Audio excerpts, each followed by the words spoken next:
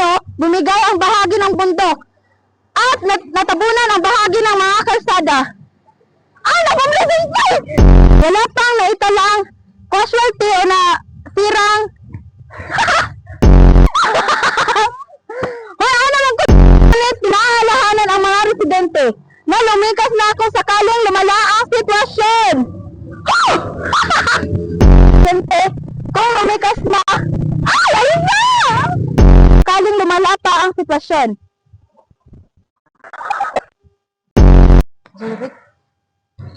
Sa panig ng kalalakihan, itinanghal bilang Mr. Intramurals 2025 si Jazz Huegos. Jazz Huegos. Matapos ipinakita ang kanyang husay, talino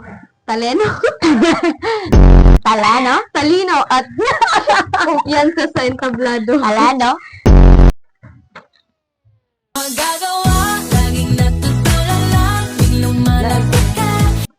Dumako na naman tayo sa mas makulay at Makulay ang buhay. Dumako ganapan sa paralan ng Kalaitan National Kalagot para sa bagitang sila ng weekend. Tinaos kamakailan ang taunang intramurals Kulay na kaganapan sa paaralan ng Kalaitan National High School. idanaos kamakailan. Mahal bilang Mr. Intramurals 2025 si Jazz Huegos matapos ipakita ang kanyang husay, taleno 25 si Jazz Huegos. Matapos ipakita ang kanyang husay, talino. Isang rupang Mula rito sa lugar na Ormoc City, Leyte, ako si Hyacinth Cabezas nag-uulat para sa NN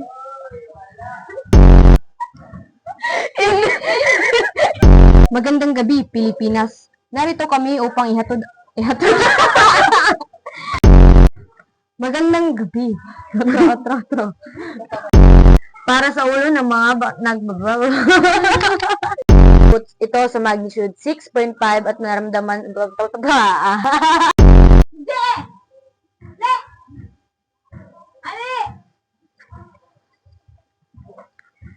sa bahagi ng overlooking matapos ang magdamagang gid ni. Otro. Nananatiling banta ito sa mga naninirahan. ang lubog na sa mga at mahigit. Naging tayo ngayon sa barangay Kalaitan kung saan patuloy ang malakas na 1, 2, 3, go.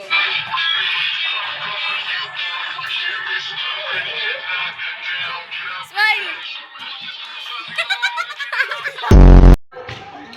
Oh, labay na.